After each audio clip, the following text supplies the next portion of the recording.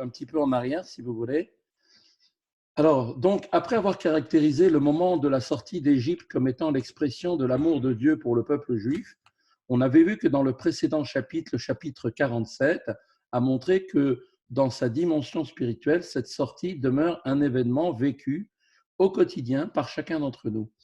À cet immense amour que Dieu prodigue, Dieu donc doit répondre donc automatiquement, comme l'eau comme dans l'eau le visage répond au visage, c'est-à-dire comme un miroir. Eh bien, il doit répondre un immense amour pour Dieu. Quand l'homme va réfléchir, méditera sur la grandeur de l'infini divin, Kikeshmo Kenhu, car à savoir que son nom, comme son nom l'atteste, Ensof, il est donc sans fin ni limite, Betachlit, non, sans fin et sans finitude, donc sans limitation, Klal, les Or, Vechayut, Amit Pachet, Miminu, Itbaer, Bertsono, Apashut, et que la lumière, la vitalité qui se répand de lui par sa volonté est simple, c'est-à-dire qui échappe à toute forme de dissimulation. Eh bien, Miyuchad Bemauto, Versmoto, Idbare, Betachlit Aichud, est uni donc avec son essence et à son être dans une unité absolue. Eh bien, appliqué à Dieu, si on peut dire la métaphore de la lumière employée par la Kabbale, signifie que l'émanation est similaire à sa source et porte en elle l'infini divin, sans produire aucun changement en lui. Cependant, eh bien, à la différence de la lumière physique, qui est une émanation spontanée du luminaire, donc, quand j'allume une lampe, eh bien, immédiatement, donc, la lumière se répand. Donc, s'il n'y a pas de lampe, eh bien, la lumière n'a pas lieu d'être. Eh bien, la lumière divine, elle, ne se répand que par sa volonté et donc n'est pas nécessairement forcément présente et n'a pas besoin donc d'une autre cause qu'elle soit. Mais dès lors que cette lumière est porteuse d'infini, les mondes et les êtres finis, eux, ne peuvent pas, à partir d'elle, venir à l'existence directement. Donc, des contractions préalables sont donc nécessaires. Voilà, bonjour à ceux qui arrivent maintenant. Donc, on a repris un petit peu en arrière pour réviser. Donc, comme c'est un sujet un peu ardu, donc je pense qu'il est intéressant de revoir un petit peu, profiter du fait que c'est aujourd'hui dimanche pour pouvoir voir un petit peu plus les choses en profondeur.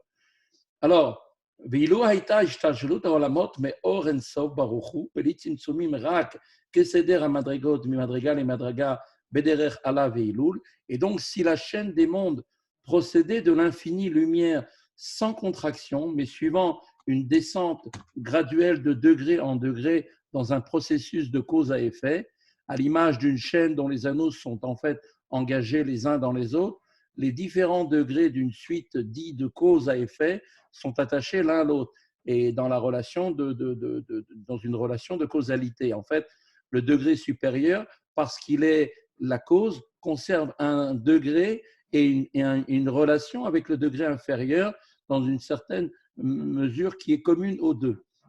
Un exemple qu'on donne, pensée et parole sont l'exemple d'un tel processus. Ce qui est exprimé dans la parole résulte nécessairement au préalable d'une pensée, puisque la pensée est ainsi la cause et la parole est l'effet. C'est-à-dire qu'en fait, les mots que je vais dire sont formés d'abord dans la pensée, et ce sont les lettres de la pensée qui a formé ces mots qui vont être ensuite exprimés dans la parole. Donc on voit que dans la pensée qui est la cause, eh bien, les lettres vont ensuite venir à l'existence par la parole, donc la cause et donc l'effet, c'est la parole, eh bien, il y a bien évidemment une relation entre les deux.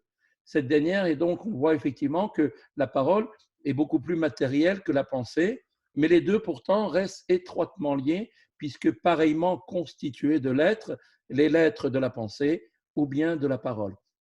On voit en effet que donc on voit que les faits partagent toujours les mêmes rapports de relations communes avec la cause qui l'a engendré et en fait c'est même donc en raison même de ce lien qui unit l'effet et la cause, aussi long que soit le processus évolutif, il est impossible que l'effet le dernier, hein, l'ultime, soit radicalement différent de la cause originelle dès lors que la lumière vitale, donc la lumière qui émane d'Akadosh Baruch Hu est infinie, la création ne peut pas être le résultat d'une descente graduelle de cause à effet parce que ça ne pourrait pas produire donc ce monde tel que nous le connaissons. Donc pour faire simple, donc comme on a toujours, comme on l'a dit de nombreuses fois, la lumière c'est de la spiritualité, quelque chose qui reste immatériel. On aura beau contracter cette lumière pour la rendre de moins en moins intense, à la finale, j'aurai toujours de la lumière qui sera une dimension qui restera toujours spirituelle, mais jamais je ne pourrai atteindre le niveau qui ne me permettra pas d'atteindre le niveau donc de matière. Donc pour pouvoir réaliser le monde tel que nous le connaissons de manière matérielle, il a fallu utiliser autre chose. C'est-à-dire que Dieu a, si on peut dire, dans sa lumière infinie, a utilisé non pas la partie, si on peut dire, donc de ce qu'on appelle l'infini, donc la dimension qui dépasse toute chose, mais a retiré, si on peut dire, de cette lumière infinie, cette dimension-là pour ne conserver uniquement que la partie qui, elle aussi, était bien sûr présente dans la lumière infinie et qui l'est toujours, comme étant ce qu'on appelle la partie donc limitative de l'infini. D'accord? Et l'Ohaya, donc, c'est-à-dire que si on avait donc, et c'est pour ça qu'il donne l'exemple d'une chaîne, aussi longue soit-elle, la chaîne de l'enchaînement des mondes qui ont permis d'arriver jusqu'à ce monde matériel, aussi long qu'il puisse être, eh bien, cette chaîne reste toujours, chaque anneau de la chaîne est lié avec le précédent. Et en remontant jusqu'au niveau les plus hauts, eh bien, même le niveau le plus bas de la chaîne est toujours lié avec la cause première qui était du spirituel, de l'infini, et donc de la dimension spirituelle ne peut pas sortir une dimension matérielle. Et à ce moment-là, donc forcément, si c'était effectivement, si l'idée de la venue à l'existence de notre monde matériel était le résultat de cet enchaînement donc de cause à effet, eh bien jamais le monde, l'Ohaya Olamazé, n'ivra klal, ce monde n'aurait absolument pas été créé tel qu'il est présentement, dans un état de, comme on dit, de gvul vetachlit, de limitation et de finitude. Mais reste rakia tafkuf kshana, donc comme on le dit, de la Terre au firmament, il y a une distance de 500 ans qui est une distance finie, même si elle est importante, elle reste malgré tout limitée donc par sa taille. Ben kol rakia et rakia, aussi de même, comme on le dit aussi, entre chaque firmament, il y a une pareille distance de 500 ans. De même, entre l'épaisseur de chaque firmament, eh bien, représente une distance de 500 ans. Même pour le monde futur, qui est déjà une dimension d'une expression déjà beaucoup plus de finalisation de toute la création, puisque le monde Olamaba représente le monde qui sera arrivé à la perfection de son raffinement. De même, le Gan Eden supérieur, qui est en fait, comme on le sait, donc la demeure des âmes des grandes tzadikim, Mador Neshamot Tzadikim Gdolim, eh bien, les âmes elles-mêmes, et inutile bien sûr de dire les anges, eux aussi relèvent de la limite et de la finitude. Et donc forcément, donc, tout cela n'a pas été créé par cette descente de lumière, de cause à effet, car cela n'aurait jamais pu produire même ces dimensions-là. Vous voyez, il nous dit le Tanya, ni le monde futur, ni le Gan Eden n'auraient pu être créés à partir de ce procédé, ce processus donc de cause à effet. Et bien qu'il ait été dit précédemment au chapitre 39 que les âmes se délèguent de la perception de l'infinie lumière, il n'y a pas ici de contradiction, puisque car il y a quand même malgré tout une limite à leur perception de l'infinie lumière dans le Gan Eden, qui les illumine, Ameir Alehem, Betlab Shut Chabad, qui les illumine en se revêtant donc de ce qu'on appelle les sphirotes de Chabad, qui est l'acrostiche en fait de Chochma Bina Da'at. Donc on sait que les âmes et les anges reçoivent l'infinie lumière en tant qu'elles se revêtent des sphirotes de Chabad, de leur propre monde, et donc leur compréhension de la grandeur de l'infini divin est donc bien forcément limitée en fonction de l'endroit où elles peuvent effectivement atteindre cette perception. Donc, comme on l'avait expliqué, il y avait 4 mondes. Le monde de Yetzira, dans lequel se trouvent certaines âmes, où se trouve le premier niveau du Gan Eden. Ces âmes donc, qui jouissent de la splendeur de la lumière infinie de Dieu peuvent, si on peut dire, prétendre à une certaine forme de compréhension de cette lumière qui leur amène donc ce plaisir, cette jouissance promise dans le Gan Eden, mais n'est qu'au du niveau de Chabad, Chochma Bina, du monde de Yetzira.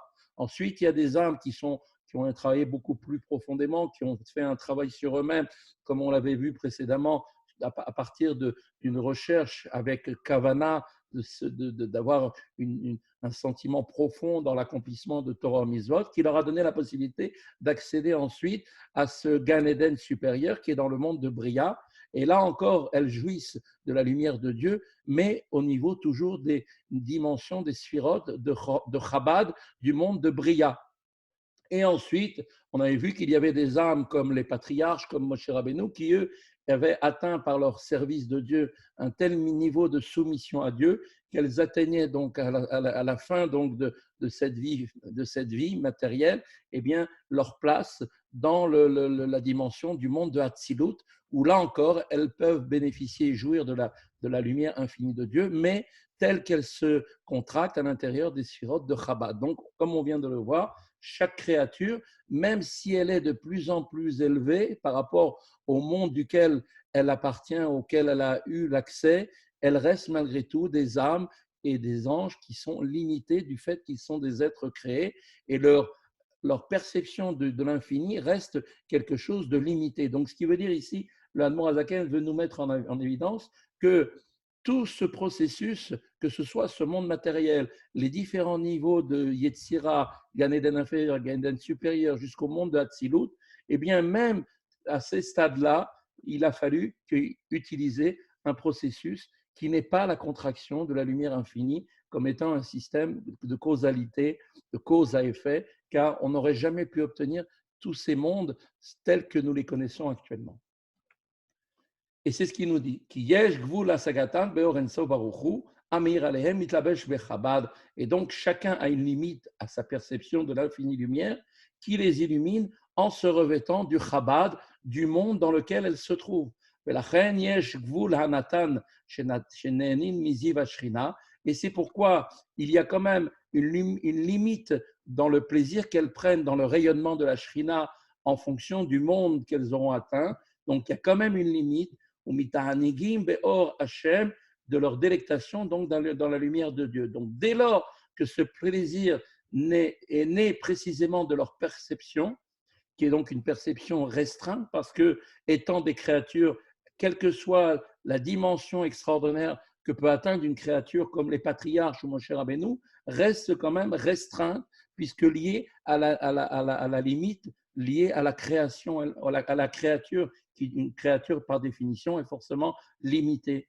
Donc cette perception est donc elle aussi limitée de l'infinie lumière, et le plaisir qu'ils éprouvent, aussi grand soit-il, demeure soumis lui aussi à la limite de ce que la créature est en capacité de pouvoir supporter.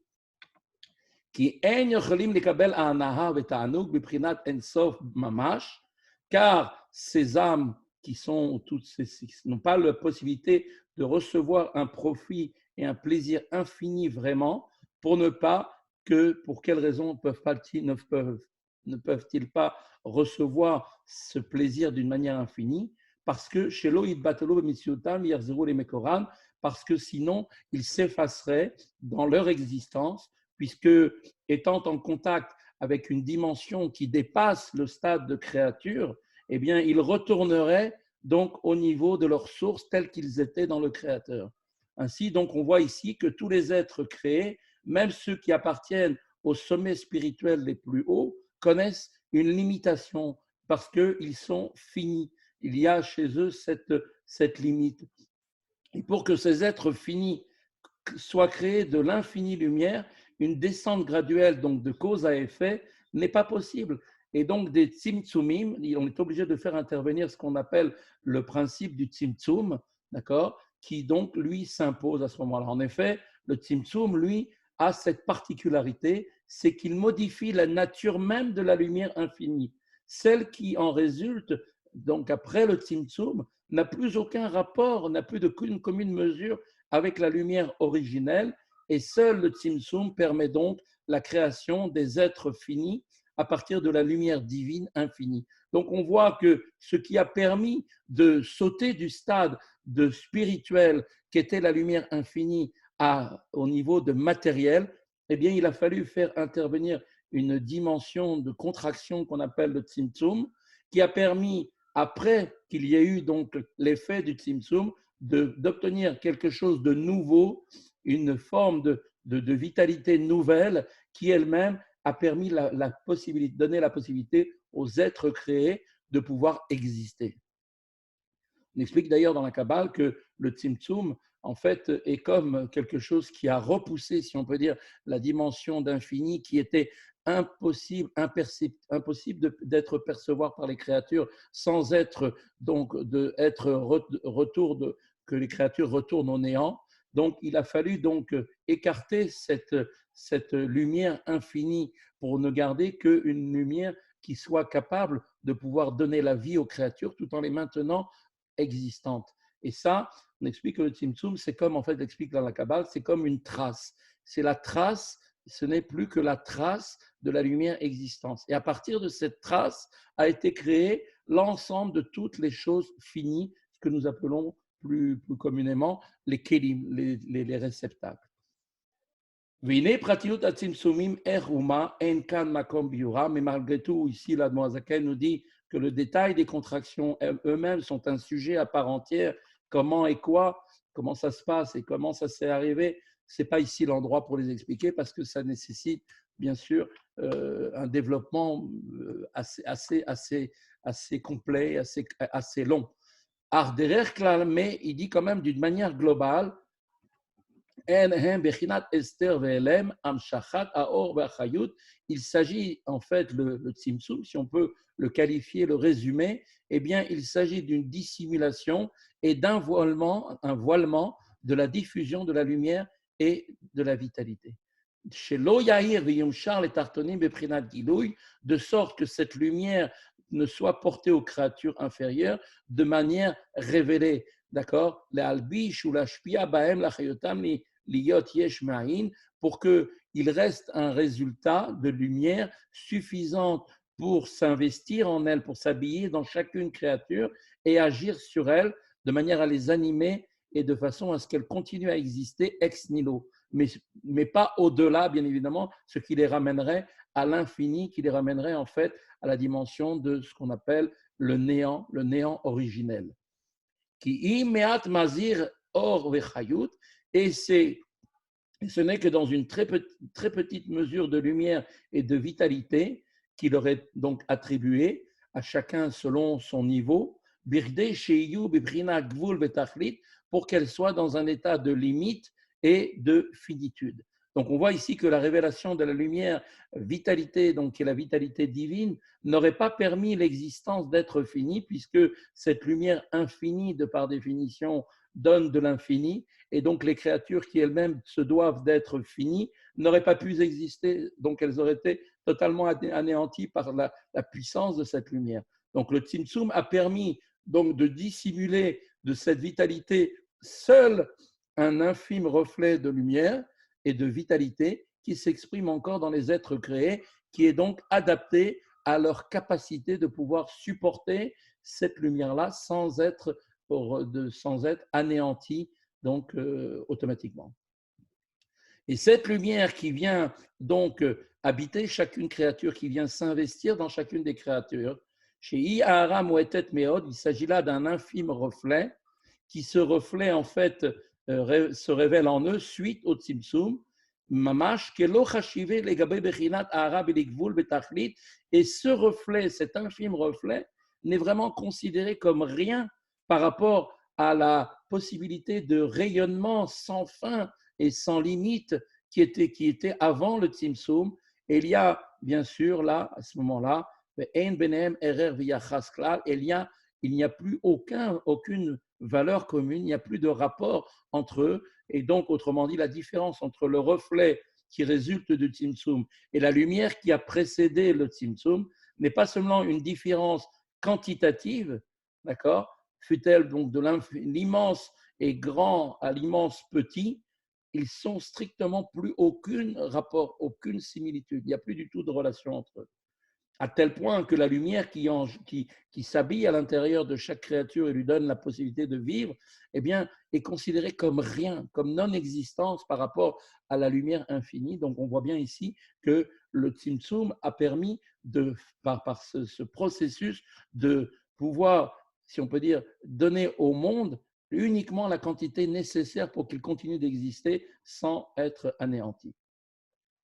Kenoda Pirouche Milat Erer Bemisparim, et comme on l'avait dit, vous vous rappelez, on avait donné un exemple, on avait donné en fait l'exemple de la valeur en termes de nombre. On avait expliqué qu'un exemple, c'est que le chiffre 1 par rapport à 1 million, eh bien, malgré tout, ont quand même malgré tout une certaine relation entre elles. Parce que le chiffre 1 par rapport à 1 million représente la partie 1 millionième du million.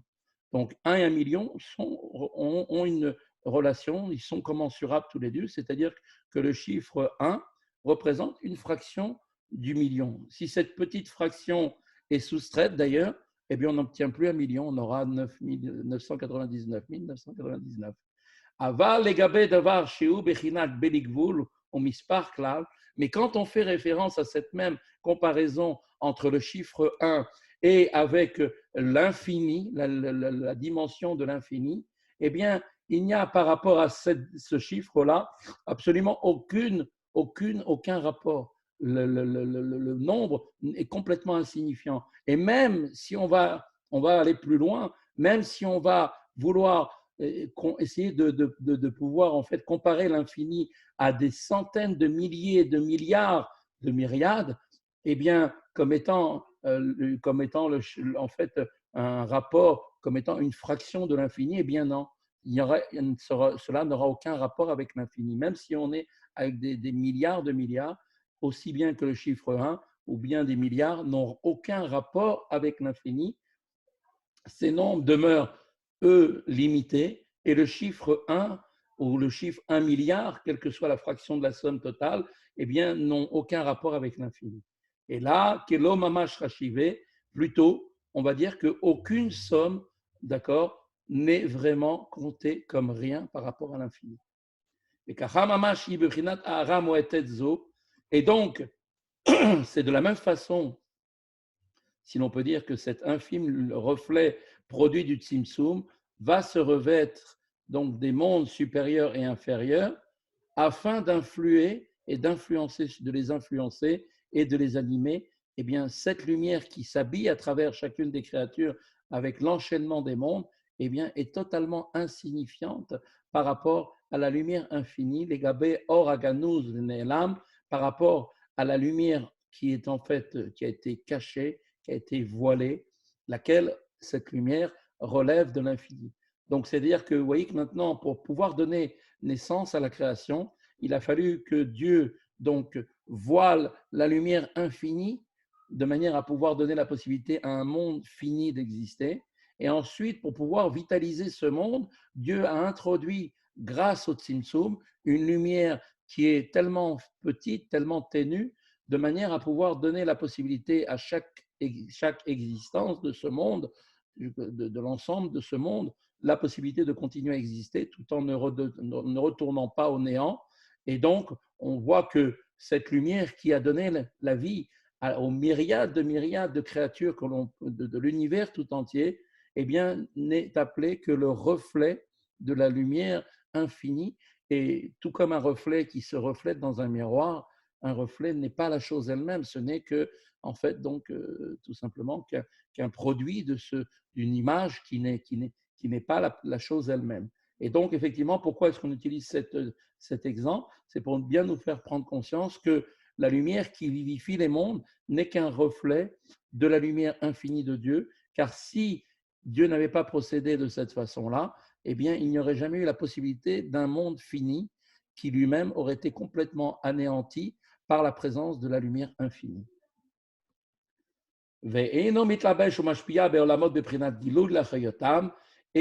donc, effectivement, par rapport à cette lumière infinie ne se revête pas et n'influe pas les mondes de manière révélée pour les animés, mais quand même, cette lumière infinie est quand même présente et on dit de cette lumière qu'elle les enveloppe d'en haut, c'est-à-dire qu'elle agit sur les mondes d'en haut. C'est-à-dire quoi? Ce que ça veut dire qu'elle est d'en haut, c'est-à-dire tout en demeurant dans sa transcendance, elle est appelée Sovev Kol Almin, ça veut dire on appelle cette lumière-là la lumière qui entoure tous les mondes, à la différence de la lumière qui est maintenant ce rayon, ce reflet de lumière qui est maintenant introduit dans chacun des mondes, qu'on appelle la lumière qui est la lumière mémalée, celle qui s'introduit, eh bien, il y a maintenant une lumière qui entoure les mondes. Donc, il y a deux formes de lumière qui sont présents et qui agissent dans toute la création. C'est la lumière qui est à l'intérieur des mondes, un petit peu à l'image de l'âme qui anime le corps. Donc, chaque créature a son âme, c'est la lumière qui est en lui.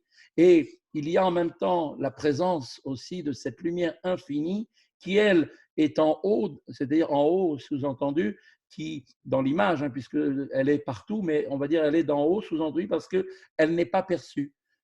C'est comme l'image d'une personne qui va réfléchir à un sujet auquel il n'a aucun entendement, il n'arrive pas à comprendre. On dit cette lumière, cette idée lui échappe. Elle échappe à toute possibilité de révélation, quelle qu'elle soit. Eh bien, c'est pareil, cette lumière étant d'une dimension qui est infinie, eh bien, l'infini nous échappe. C'est quelque chose qui nous est caché, pas parce qu'il est caché, mais c'est parce que nous n'avons pas, nous, les moyens de pouvoir l'appréhender. Et donc, pour nous, elle est effectivement cachée. Et quand on dit que la lumière, elle entoure, on ne veut pas parler, bien entendu, chas shalom, de dire qu'il y a quelque chose qui nous entourerait comme dans une dimension d'espace. D'accord? Parce que la notion d'espace n'est absolument pas envisageable dans le domaine du spirituel. Et là, Retsonolomer, mais ici, plutôt de quoi s'agit-il quand on dit que cette lumière, Sovev ou Makif, Milmala, qu'elle enveloppe et qu'elle encercle d'en haut?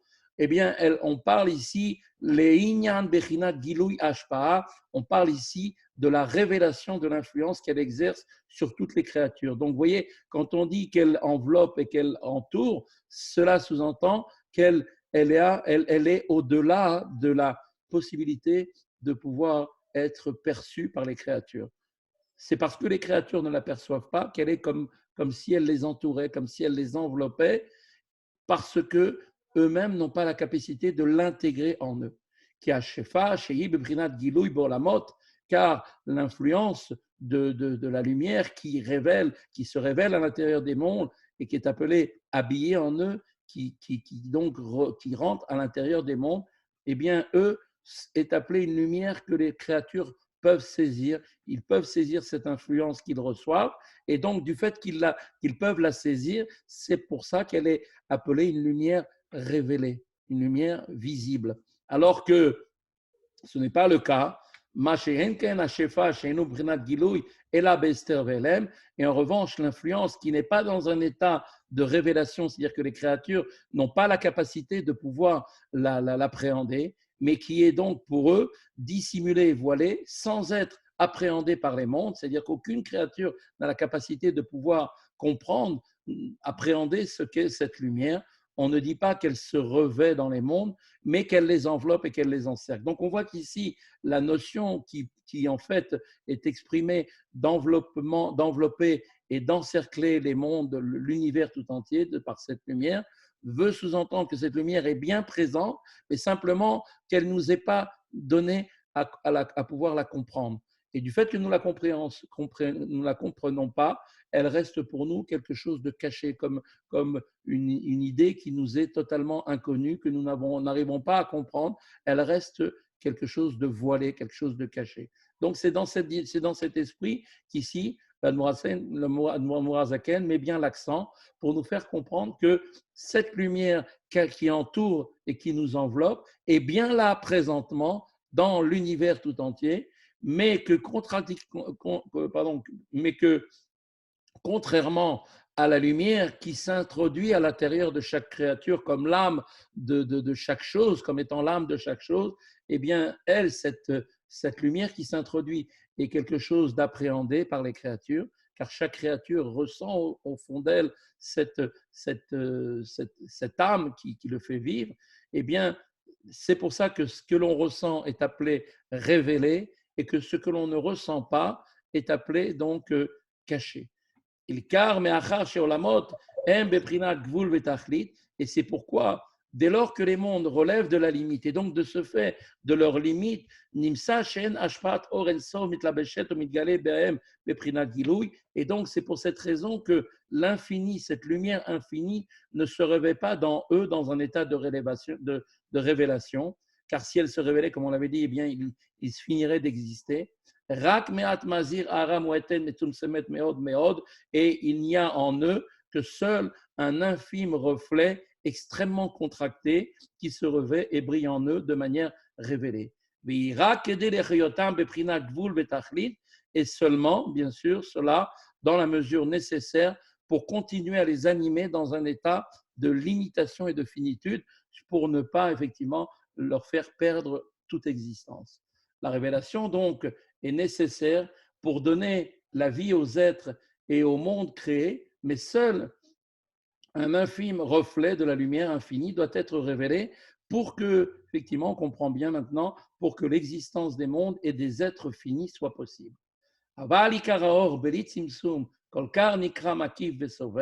Mais l'essentiel de la lumière, qui elle n'est pas contractée tant que cela est appelé d'ailleurs makif vesovev, qui veut dire entouré et qui enveloppe. Dès lors, eh bien,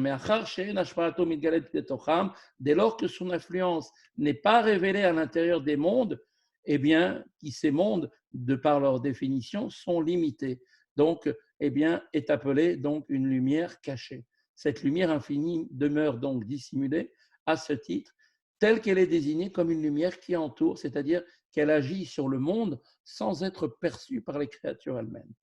Maintenant, l'Admour Azaken va à présent illustrer cette idée à l'aide d'un exemple, en nous donnant l'exemple du sol terrestre, qui, comme vous le savez, est composé d'éléments qui sont ce qu'on appelle les éléments donc inertes, que sont le monde minéral, et de végétaux. Donc, ce sont les deux niveaux inférieurs de la classification traditionnelle, qui fait que chaque chose dans ce monde est composée donc de minéral, de végétal, animal et humain, qui sont les quatre donc éléments nécessaires à la création. Et là, ici, l'Admorazaken va nous demander de bien réfléchir à cette idée à travers l'image qu'il donne de la Terre et de mettre, qui est composée elle-même, la Terre est essentiellement composée donc, de minéraux, donc de matières inertes et de végétaux. Donc, pour pouvoir illustrer cette idée à l'aide de cet exemple, il nous dit que, donc, en prenant l'idée donc, du sol terrestre, composé lui-même d'éléments inertes et végétaux, eh bien, et la vitalité divine qui s'y trouve révélée, qu'à un infime degré. On voit que la lumière qui se trouve effectivement au stade du minéral est pratiquement imperceptible, puisque le minéral ne bouge absolument pas, il est inerte, et le domaine du végétal reste aussi quelque chose de très très limité, puisque le végétal, même s'il pousse, ne se déplace pas. Pourtant, l'Écriture nous fait prendre conscience clairement que la terre est emplie de la gloire de Dieu. C'est-à-dire que son infinie lumière, la lumière infinie de Dieu, est présente. C'est donc que cette lumière est bien présente, mais elle est là de manière cachée. Elle est, pour reprendre un petit peu l'exemple de la chassidoute, elle est enveloppante, et c'est ce qu'on va essayer d'expliquer. Machal Bezé, pour illustrer cette idée, nous allons donc, comme dit le Admorazaken, Iné Haaretz Alzo Agashmit, considérons cette terre matérielle. Donc, comme on a dit, avec la force de la lumière qui est très limitée pour donner la vie au monde minéral et au monde végétal. Af Shemale Kol Haaretz Kevodo, bien qu'il ait dit que Dieu, le monde entier, soit plein de sa gloire, c'est-à-dire la lumière infinie de Dieu se trouve sur la terre, très précisément. C'est-à-dire que la lumière infinie de Dieu, eh bien, comme il est dit dans Yirmiyahu, le prophète Jérémie, elle a et Hashamaim vetares animale neum Hashem, n'est-ce pas que moi, Dieu dit, le ciel et la terre, je remplis. Et on voit que le pronom ici, je, eh bien, renvoie toujours à la dimension de l'infinie lumière. Donc, c'est bien la lumière infinie qui emplit le ciel et la terre. Donc, comment essayer de comprendre cette contradiction? D'un côté, on nous dit que la lumière qui s'introduit à l'intérieur des mondes est un reflet et justement dans le minéral et dans le végétal, qui représente en fait, en fait la terre, qui représente tout simplement donc dissimulé dans la terre. Comment c'est possible de dire que la lumière infinie de Dieu en même temps se trouve aussi sur la terre? Alors, la terre est remplie de la lumière infinie de Dieu. Alors c'est quoi? Elle est remplie de l'infini de Dieu, ou bien est-ce qu'elle est remplie uniquement de cette lumière très très très très contractée? On dit quand même, il veut nous dire, enfin le piquen, en mitlaveshet betocham beprinat gilui ashpa rak chayut meat mazair beprinat domem besomer levad. Néanmoins, seule une infime vitalité du domaine de l'inerte, c'est-à-dire donc du monde minéral et du végétal seulement, se revêt de la terre sous forme d'influence révélée. Vechol or ensof baruchu, et toute l'infinie lumière, anikra sovev alea, qui est donc toute cette lumière qui emplit la terre, étant complètement occultée et décrite comment? Comme l'enveloppant, comme enveloppant la terre, Av Sheu Betocha Mamash, bien qu'elle soit à l'intérieur d'elle aussi vraiment. Donc ça veut dire que on veut nous dire que la lumière de l'infini, cette lumière infinie qui entoure, si pourquoi est-ce qu'on dit que cette lumière entoure si elle se trouve effectivement aussi à l'intérieur de la terre et qu'elle emplit toute la terre? Donc ici, il y a une contradiction a priori. Comment est-ce qu'on va essayer de répondre à ça?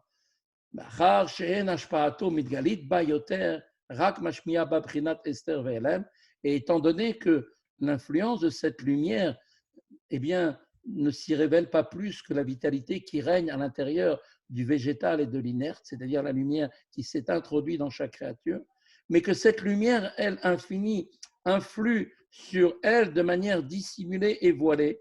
Cette influence, elle est là, bien présente. Bien qu'elle ne soit pas perceptible, bien qu'elle soit complètement voilée et impossible de pouvoir la saisir, la comprendre, et bien malgré tout, elle est présente et elle continue à influencer de manière dissimulée et cachée. Et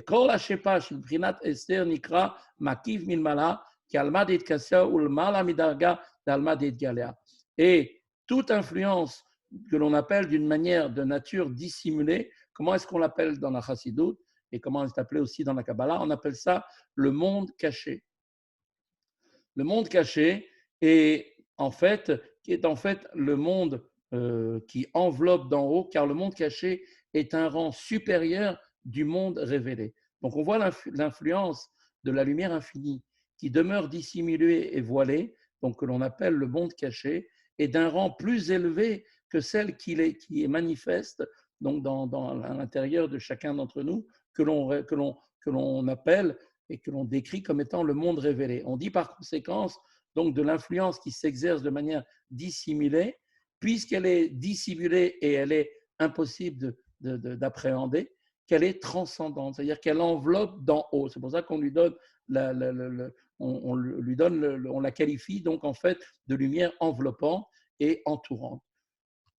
Donc voilà un peu l'exemple que vous nous donnez ici, l'Admorazaken, c'est que bien qu'effectivement il soit dit dans les textes que la terre est remplie de la gloire de Dieu, sous-entendu, donc on parle de la lumière infinie de Dieu, et que d'un autre côté, on voit bien que seulement a été introduit sur la terre uniquement la lumière qui est la lumière immanente, celle qui rentre à l'intérieur de chaque créature comme l'âme rentre à l'intérieur d'un corps, et bien malgré tout, quand même, la lumière qui est cette lumière immanente, qui est en fait une lumière qui entoure et qui est enveloppante, est elle aussi bien présente et agit aussi sur les créatures. Simplement, ils ne le ressentent pas, ils ne s'en aperçoivent pas, parce que cette lumière étant tellement infinie qu'ils sont totalement dépassés par cette lumière. Et donc, cette lumière reste cachée et appartient en fait de ce qu'on appelle le monde caché, qui est bien présent avec le monde révélé tel que nous le connaissons, tel que nous le voyons autour de nous.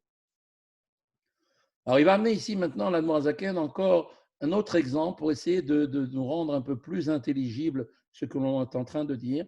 Donc, pour mieux comprendre l'influence exercée par l'infinie lumière qui elle-même emplit le monde dans tous ses états et dans tous ses détails, pardon, et cela, elle le fait sans réserve, et elle a une influence sur chaque chose tout en l'entourant et en l'enveloppant, parce que cette lumière étant dissimulée, et donc on va prendre ici, on va prendre une image, il nous dit comme ça, ou beder machal, et pour rendre cela beaucoup plus intelligible et pour prendre un exemple, une image, que mo adam shemetzayer bedaato eze davar sherao oroe.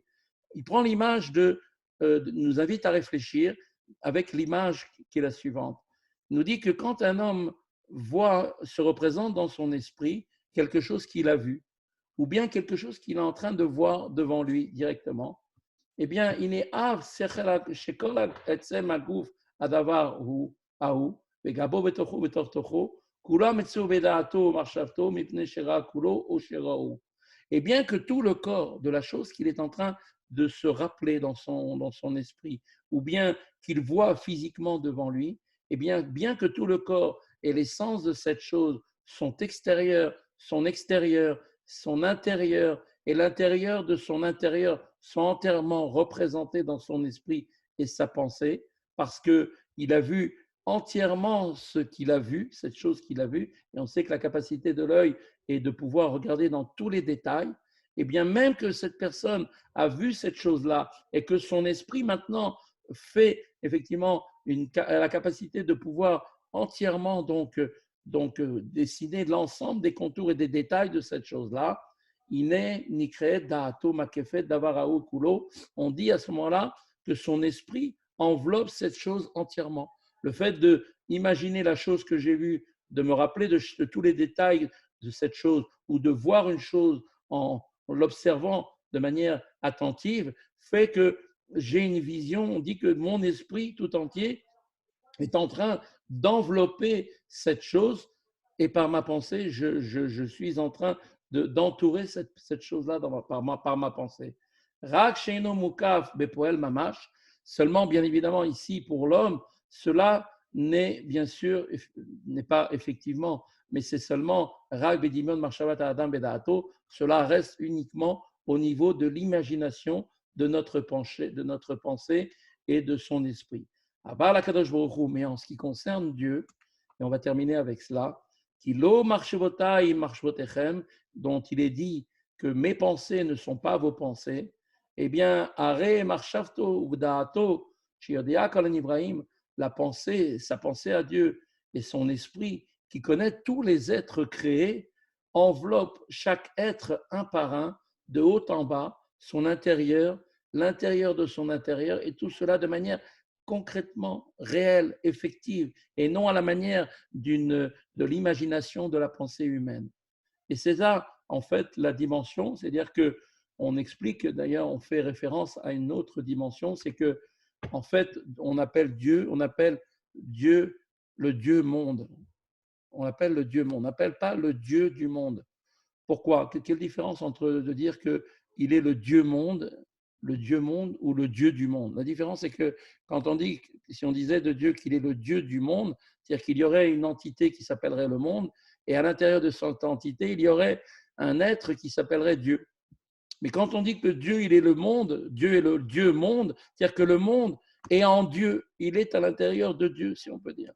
Et donc, à travers cette image que l'on apporte ici de cet esprit, que la chose est effectivement pour Dieu, quand on dit les pensées de Dieu ne sont pas nos pensées, c'est-à-dire que sa pensée, son esprit, qui connaît tous les êtres de l'intérieur de lui-même, en fait par lui-même, puisqu'ils font partie de lui-même, tous les êtres qu'il a créés, il les connaît entièrement.